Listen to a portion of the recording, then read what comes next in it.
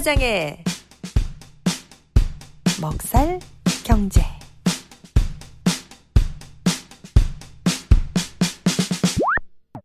김 사장님, 오늘 준비하신 내용 전해주세요.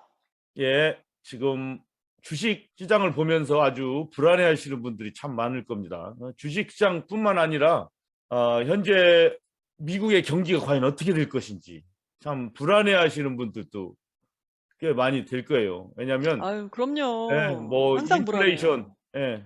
만나는 사람마다 하는 얘기가 뭐 가격이 왜 이렇게 높냐, 뭐 다 그러지 않습니까? 지금 전부 다. 예.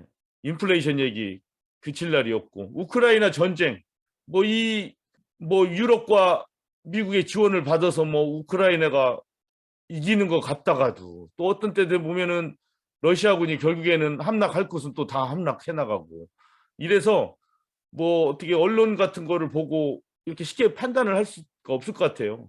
우리는 아무래도 이 미국이나 한국의 언론을 많이 듣게 되니까 아무래도 우크라이나가 잘해 나가고, 뭐 러시아의 탱크를 막 부수고, 뭐 드론을 띄워가지고 막 러시안 진지를 공격하고 하는 얘기를 좀 더 자주 듣다 보면 뭐 금방 이제 러시아가 뭐 아주 수모를 당하고 금방 패퇴해가고 푸틴이 금방 권좌에서 물러나고 뭐 이럴 것 같이 느껴지지만, 또 가만히 생각해 보면, 냉정하게 생각해 보면 전쟁이라는 것은 양쪽 주장을 또 다 들어봐야 될 것 같아요. 아무리 선진 무기들을 돈 많은 유럽과 미국이 우크라이나군에 보낸다 해도, 러시아가 아무리 구식 무기를 가지고 싸운다고 해도 그 지역적인 이득 있지 않습니까? 가깝고, 또 그 숫자, 엄청나게 많은 숫자, 뭐 이런 거 생각해 보면 현실적으로는 사실 힘든 거 아닌가, 뭐 이런 생각도 들어요. 그래서 어느 한쪽 얘기만 들어가지고는 될 것 같지가 않아요. 뭐 유럽과 미국이 부자 나라가 뭐 러시아의 원유 수출을 딱 삭감하고 안 사기로 결정하면은 뭐 금방 러시아가 그 돈이 없어가지고 금방 망할 것 같지만, 그러니까요. 오늘 뉴스 같은 거 보면은 유럽 나라들 자체도 지금 단합이 안 된다잖아요. 아, 독일 같은 경우는 3월 이후로는 좀 제대로 된 무기를 우크라이나한테 하나도 안 보냈대요.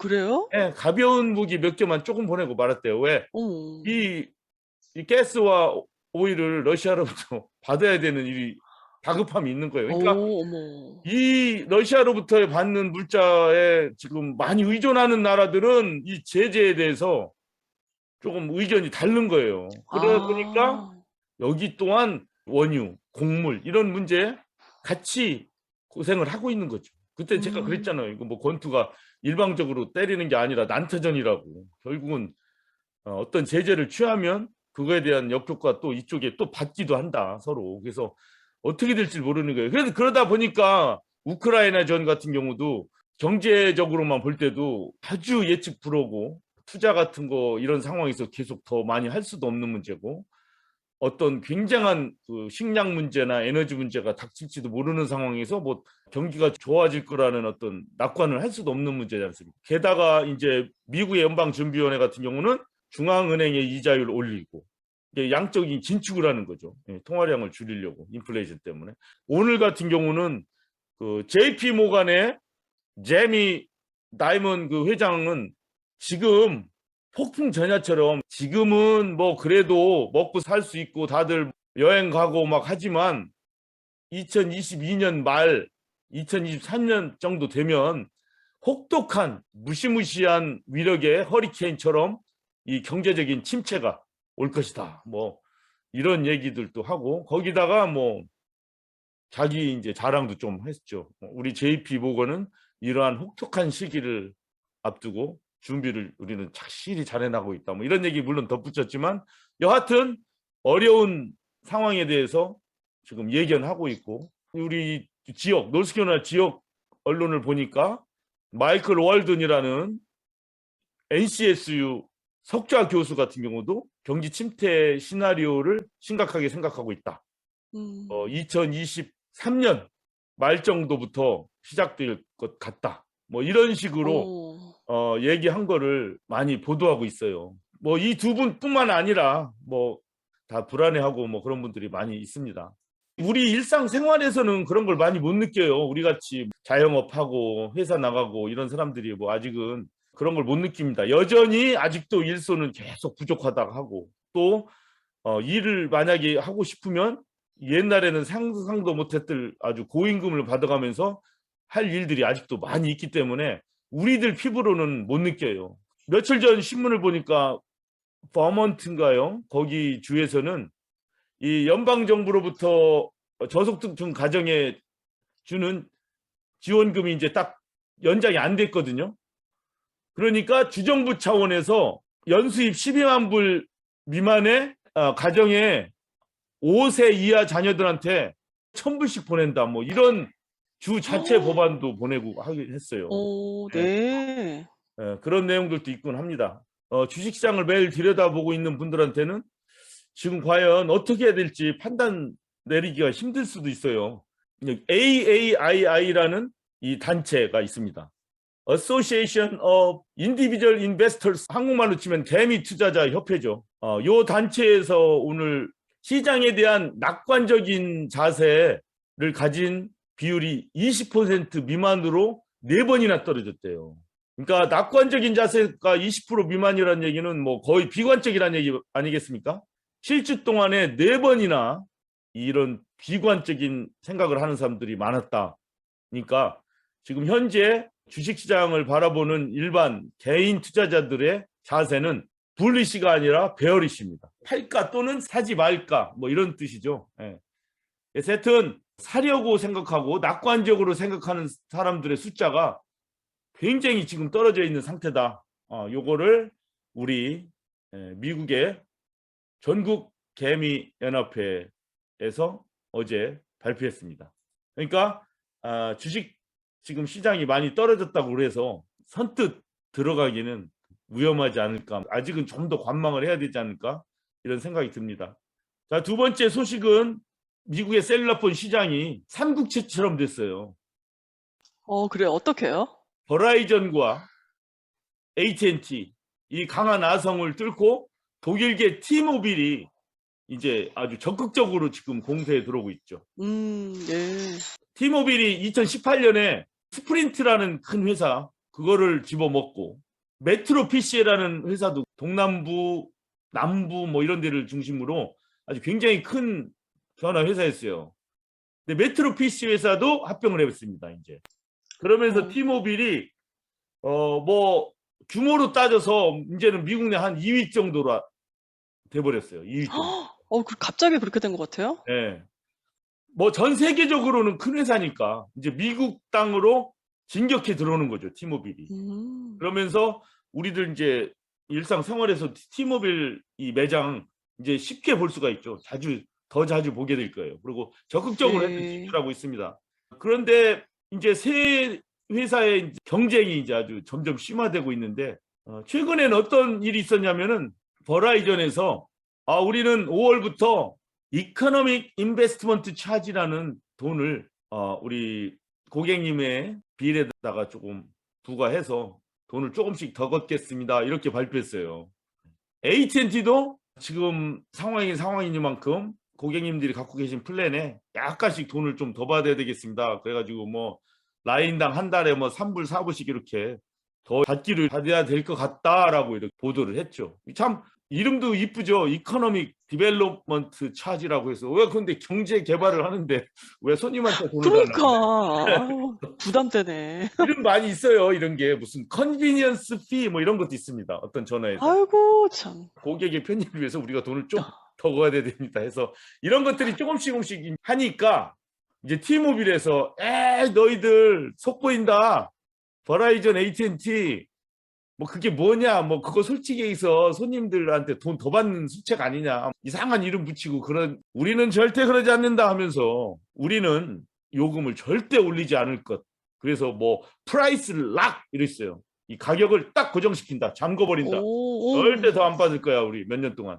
그거 잘했는데. 그것에서 그치지 않고 버라이전이나 AT&T 손님이 T모빌로 옮겨오면 최대 1,000불까지 주겠다. 막 이렇게. 어머. 해버렸어요. 너무 획기적이다. 네, 그렇게 했습니다. 물론 뭐 첨부를 이렇게 따져 보면 뭐 진짜 뭐 첨부를 성큼 이렇게 아유 여기 있습니다. 첨부를 가져가세요. 그런 건 아니고 마스터카드 형식으로 해가지고 일단 손님이 와서 새 전화기를 받으면 그 가격 그 값을 비례해서 이렇게 내잖아요. 뭐 그런 네. 거를 이제 이 800불 내지 1000불로 까주거나 뭐 이렇게 하는 방식이겠죠. 예. 이제 버라이전이나 AT&T가 또 공격을 하죠. 니네 그 1000불 준다고 하고 무슨 프라이스 락이라고 하는 것도 자기들이 따져보니까 니네도 뭐 똑같다. 그 뭐 1000불 주는 것도 결국에는 버라이전이나 AT&T가 손님들한테 좋은 전화기 있지 않습니까? 뭐 아이폰 네. 13이라든가 뭐 갤럭시 20 플러스 울트라든가 주고 뭐 인스톨먼트로 조금씩 차지하는 거나 니네가 프라이스락이라고 큰소리 땅땅 치고 결국에는 그 800불 준다고 1000불 준다고 하는 것도 나중에는 결국에는 마찬가지인데 뭘 그렇게 큰소리하고 손님들한테 약간 교묘하게 그렇게 속임수 쓰느냐 뭐 이런 식으로 지금 난타전을 벌이고 있는 상태입니다. 오.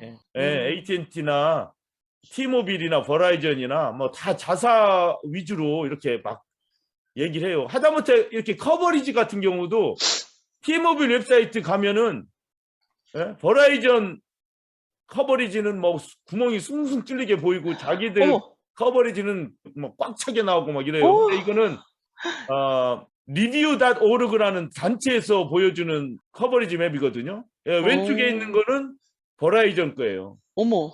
예.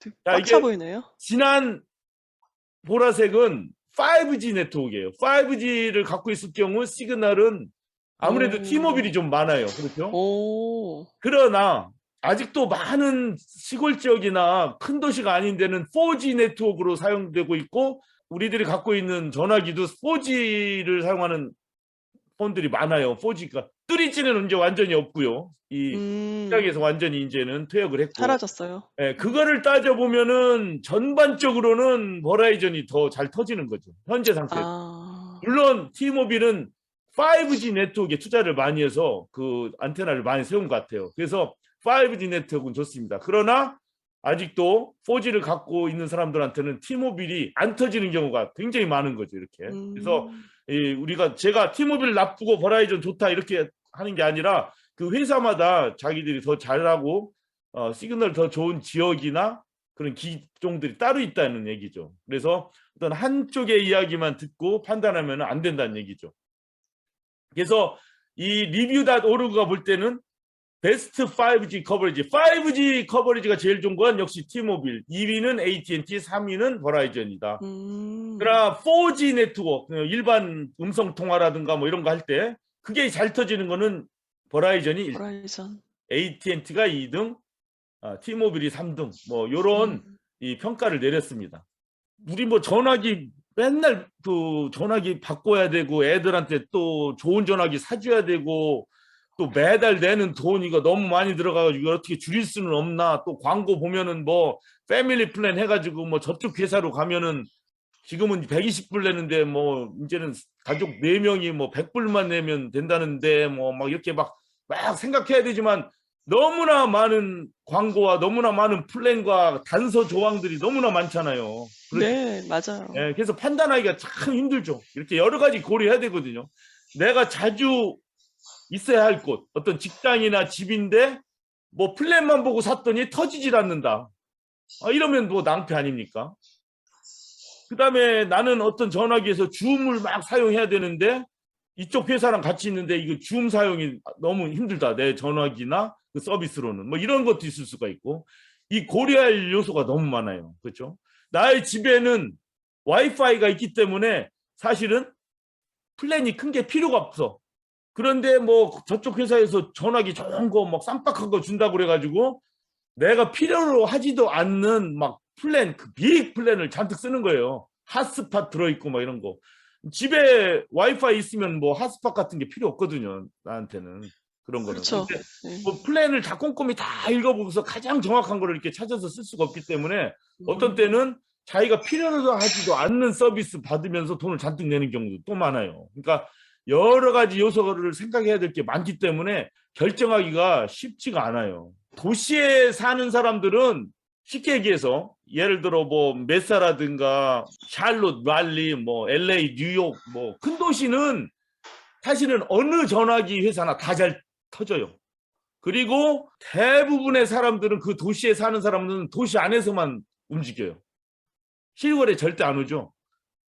그런 분들한테는 메인 캐리어 컴퍼니, 조금 아까 말씀드린 버라이전이나 AT&T나 T모빌 같은 거 가질 필요가 없고 이렇게 섭 캐리어들 있지 않습니까? 페이지 플러스라든가 네트이라든가 H2O나 스트레이트업 이런 회사들은 물론 로밍 같은 거 뭐 이런 거 할 때 약간 차이가 나요. 큰 회사와는 달리. 그런데 큰 도시 안에만 있는 사람들은 로밍 같은 게 하나 필요 없어요. 그 도시 안에는 이미 기존에 있는 타워로 커버가 되거든요. 그리고 빠르고 다. 그러니까 도시에 사는 분들은 그다음에 한 지역에서만 이렇게 주로 사시는 분들은 그냥 이런 섭 캐리어로 좀 단순하고 더 싼 플랜, 약간의 불편함은 있을 수도 있지만 불편함을 거의 못 느낄 겁니다. 아마 이런 거에 머물러 계셔도 됩니다. 그리고 전화기도 정말 어떤 사람 그런 사람 있잖아. 아이폰 13 나오면 바로 내가 제일 먼저 쫓아가 있어요. 줄 서가지고도 그거 하고 싶은 사람, 그런 사람들 제외하면은 그냥 온라인이나 마켓에서 나오는 언락폰 같은 거 막 완전 세핑은 아니지만 그래도 나름대로 괜찮은 뭐 아이폰 12나 뭐 이런 것들을 사서 섭 캐리어의 서비스를 접할 수가 있거든요. 물론 그것도 이 전화기가 컴패터블한가, 그 자기가 갖고 있는 회사와. 요새는 그리고 그 회사가 안 맞으면 딴 회사로 바꿔도 돼요. 얼마든지 바꾸기가 쉽습니다. 전화번호 그대로 간직한 채.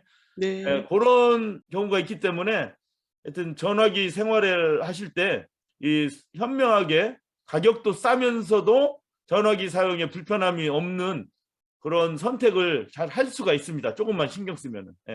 태바님은 혹시 지금 전화기 사용 중이신데 전화기에 대해서 질문이 없으신가요?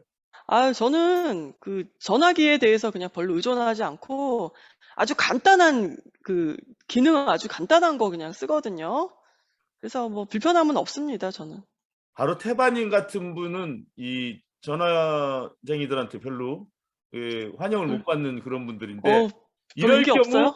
조금 아까 말씀드린 바로 이 섭 캐리어 회사들 요걸로 가시면 됩니다. 아주 바로 저거예요, 저는. 바로 태바님이 저 회사들의 주요 고객입니다. 그러면 웬만한 전화기로 웬만한 기능 다 돼요. 사실 요새. 그러니까요. 진짜 5, 60불짜리 전화기 갖고 한 30불짜리 달 플랜 요 정도만 있어도 뭐 할 거 다 합니다. 솔직히. 그럼요. 태바님이 아주 좋은 대답을 해주셔서 오늘 멱살경제 280화가 아주 생동감 있게 이렇게 맞춰지게 됐습니다. 자, 280화 여기서 마치도록 하겠습니다. 감사합니다. 잘 들었습니다.